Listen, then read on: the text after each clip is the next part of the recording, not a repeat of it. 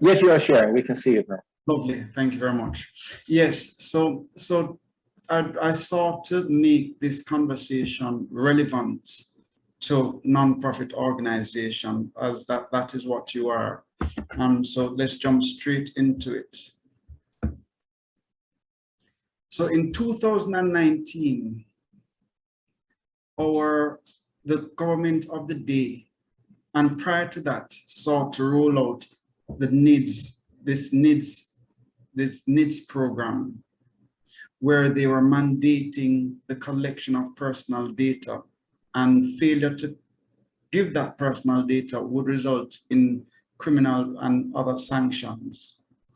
The opposition of the day objected to that and said it was unconstitutional and took the matter to the Constitutional Court.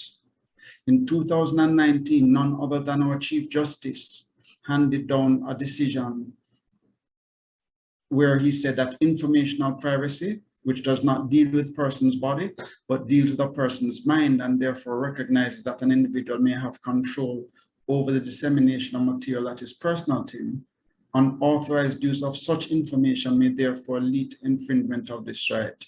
What did that just say? The Chief Justice is saying that you now have a right to informational privacy. In other words, nobody can use your personal data without your permission. And if they do so, they'd be breaching your right to privacy. And that is now guaranteed by our Constitution. So this decision was actually monumental. And because it was lost, because it came in the brouhaha of what is this highly political and national issue, the significance of the jurisprudence and the constitutional right that was declared, that flowed from it, may have got lost in all the noise. But that is the import of what we're talking about today. We're now speaking about a constitutional right. Flowing from that constitutional, not only is the right to privacy a constitutional right now, it was actually now captured and specifically laid out in our Data Protection Act. If you were to stop and think about it, and appreciate what I just said, nobody can use your personal data without your permission. If that is the case, no club could operate, no business could operate if you didn't have an individual's permission. What the Data Protection Act has done, it has firstly articulated what informational privacy rights are. They have set them out. We're not going to go into them today, given the time constraints. And it has also stated what standards you must follow if it is you want to process personal data without consent. So the Data Protection Act is not that thing that constrains your business. Data Protection Act is that legislation that allows you to continue business. So the Data Protection Act, it sets out what your data subject rights are. It sets out what responsibilities data controllers have in processing your data to do it in accordance with the law. And it also appoints an information commissioner to ensure that you are observing the data subject rights and you're also implementing the prescribed data processing standards by way of an information commissioner. Importantly, and of great significance, is the fact that our information commissioner now took office in December 1, 2021. So now that we have the law, well, now that we have a constitutional right, now that we have a law that gives real teeth to that constitutional right, and now we have a watchdog that will bite and has the power to bite. How does that, or does that any at all, impact on a non-profit organization like yourselves? How is that? You're not a business. You don't sell people data. In your mind, you may be thinking you don't even process person's data. So how is this relevant to us, any at all? So Section 10 of the Data Protection Act speaks to direct marketing. And between Section 9 and Section 10, it specifically says that you cannot approach a person for direct marketing more than one occasion, and that the only thing you can seek to obtain from that person on that one occasion is permission to send them marketing material.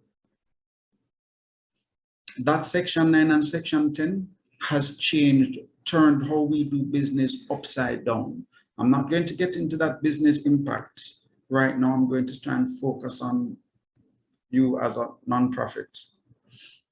In defining what direct marketing is, it says direct marketing means to approach a data subject in person or by any means of communication, whether electronic or otherwise, for direct or indirect purpose of requesting a donation of any kind for any reason. So let me repeat that, what direct marketing includes. Requesting a donation of any kind for any reason. To my mind, that should ring familiar to some of us in the meeting, and that may be consistent as to what you do as a core part of serving the community. And I've been associated with serving the community, and yeah, one of our core functions is begging money for worthy causes. And begging money is what is referred to as requesting a donation of any kind for any reason. So that is considered as direct marketing under the legislation. So what does that mean, and what does that look like in real terms? When you say, okay, Sir Paul or Sir Glenroy, or well, you have a fundraising committee, and that fundraising committee would have a list of persons who would usually reach out to. Apart from putting on a fundraising event, sometimes you don't have an opportunity to put on a fundraising event, and you just have to call some persons who have always been prone or inclined to make donations. So if we were to call, if Madam President, you tell your fundraising chair to, you know what, we reach out to A, B, and C and see if we could raise some funds, or not even raise funds. I heard you speaking about a book drive and a clothes drive. Call some of those persons. All of us have friends. Call all of those friends of yours and see if we can get books and clothes. Let's look back at that definition. Requesting a donation of any kind for any reason. You are engaging in direct marketing. The mere act of calling your friends to collect those books and collect those clothes, you're engaging in direct marketing. So, okay, Chuck. So which information commissioner going to really sanction a non-profit organization when we are all volunteers here? We're not getting paid to do any of this, and this is for a worthy cause. Well, between 24th April 2020 and 23 May 2020, Global One instigated a total of 573,000 unsolicited direct marketing messages. So Global One is a charitable organization in the agricultural space. And they sent out monies for donations to 573,000 persons. Of those 573,000 emails that sent out requesting donations, 548 of them complained to the UK Information Commissioner. The UK Information Commissioner looked into it, found that they did not have any consent to send direct marketing material to them, and begging money under the legislation is direct marketing, and they were fined £10,000.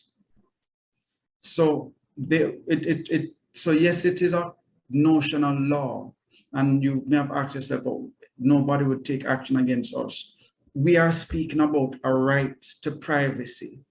So because you have a positive end or a good end, it doesn't give you the right or the authority to derogate from the constitutional right of privacy that takes precedence over your noble end. So what do you do not to be subjected to this $10,000 fine? Or, Madam President, what do you do to keep out of jail?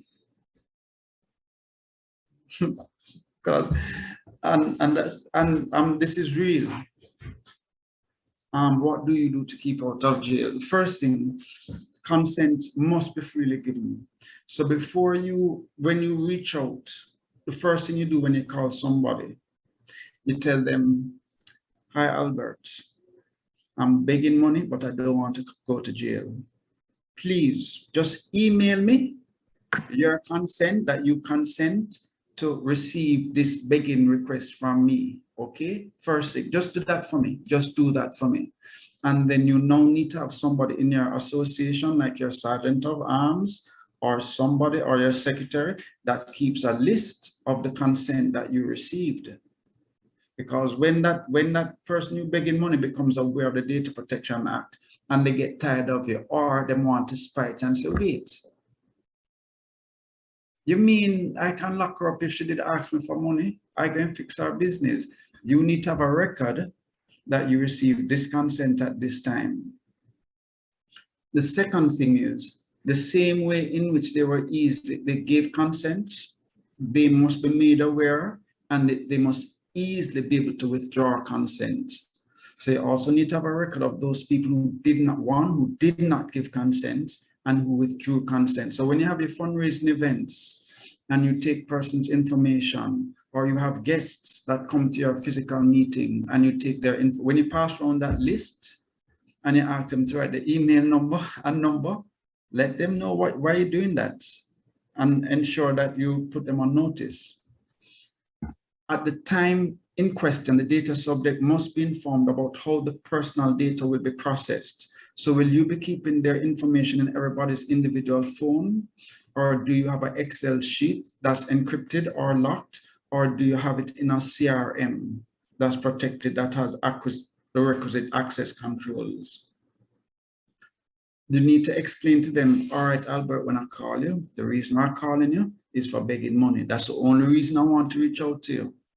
So please," so they must know why. So you can't then say, so a law firm or insurance company can't then approach Rotary Club and say, "We have a service that we think your members would benefit from. Can you send this advertisement or this promotion to them for us?" If you, Vivette, were to do this or instruct any one of your members to do this, that would be for an unlawful purpose. So forget the fact that you didn't give your member list to the insurance company. No, by you sending that marketing material, and when you collected the person's information initially, the reason why Paul gave you his information is to become a member of this club and to be contacted for club business, not to receive promotional or marketing material from an insurance company. And if it is you do intend to share this information, you must tell the data subject or the person from whom you're begging money up front who it is you intend to share this personal data with. Any communication to a data subject for the purposes of direct marketing shall contain the details of the identity of the sender or the person on whose behalf the communication has been sent, and an address or other contact details which the recipient may send a request that such communication cease. So I just really sought to drill down into one small, minuscule aspect of the Data Protection Act and how it's relevant to you, given the constraint of time. But there are 7 data processing standards and 6 additional standards that are layered on top of that you have to comply with. So they are no less onerous and no less specific. I just thought that this example would really bring it home for you. So moving away to what your obligations are, in light of the fact that you have heard me say that data protection and information is now, why is it behaving by itself? Okay, I'll have to catch up with it. Now that you have heard me say that, no, but I'm not ready for this screen. You need to go back. Yes, sorry about that. So now that you have heard me say that data privacy and your privacy is a constitutional right, the question is, outside of complying with the legislation, does Rotary Club as an international organization have any role to play in the data privacy or data protection regime? All charitable organizations, for the most part, have an overarching objective of uplifting the status and well-being of the citizens of this world that we live in.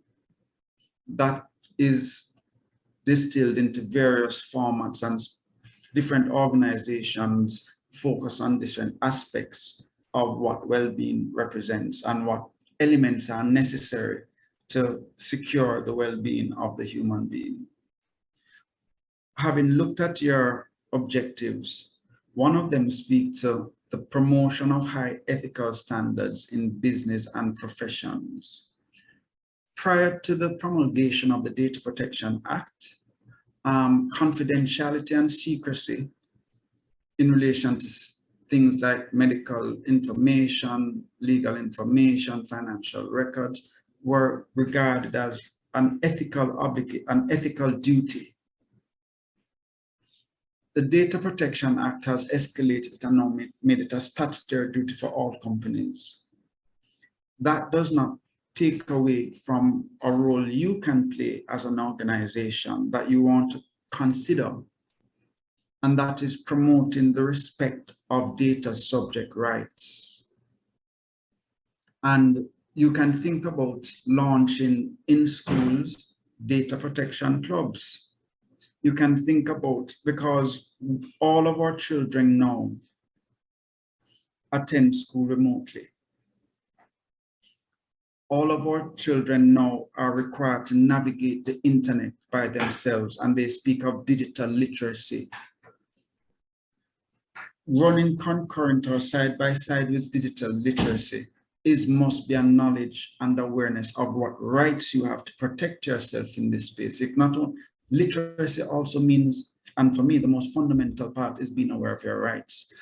You may want to consider what role, if any, you may want to start thinking about helping in the public awareness campaign around privacy rights in schools and in the workplace. So that we are wrapping up my presentation. What next steps should you practically take as an organization, as a charitable organization, or as a business operator or somebody that works in a business? The first thing that you're required to do is register with the Information Commissioner. Registering with the Information Commissioner is not like registering a company. Registering in the Information Commissioner is a minimum of a 12-month process. With a charitable organization, it should take, let's say, 4 to 5 months, depending on the size of your organization. But there are several steps that I've outlined here that you have to take to be in a position to register and set out the time period. But as I was suggesting, that maybe can be more concise or constrained for a charitable organization that is very focused in their activities. And that brings me to the end of my presentation, please.